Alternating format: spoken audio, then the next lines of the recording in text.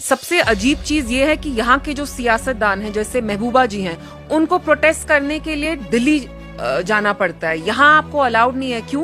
क्योंकि जम्मू कश्मीर एक open air prison में तब्दील किया गया है, जहाँ पे लोगों के कोई हुकूक नहीं है, उनसे उनके राइट्स छीने जा रहे हैं। ये कहते हैं कि दिल्ली में बैठी जो सरकार है कहती है कि अब यहाँ वही कानून लागू होगा जो बाकी कंट्री में होता है, आपके अब वही राइट्स हैं। कौन से राइट्स हैं? बात करने की आजादी तक नहीं है। आपने कुछ जबान से बात बोली नहीं होती कि पुलिस आ जाती है।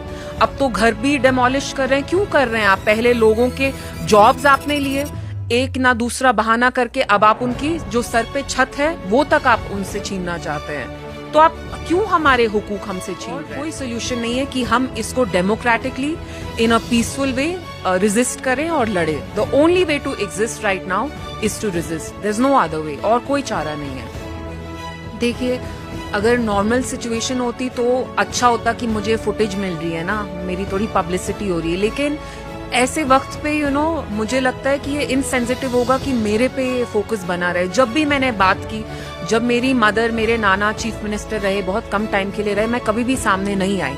जब मुझे लगा कि मेरी महबूबा जी डिटेन हुई, तब मुझे लगा मेरी आवाज उठाना बहुत जरूरी है।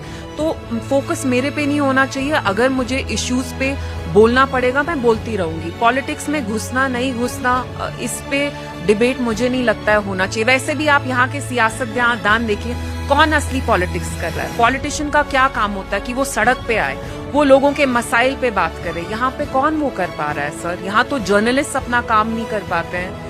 पॉलिटिशियंस जर्नलिस्ट बन गए। जर्नलिस्ट को आपने स्टेनोग्राफ्स बना दिया है, वो प्रोपेगेंडा करते हैं सरकार का। तो जिनका जो असली काम है वो तो कर ही नहीं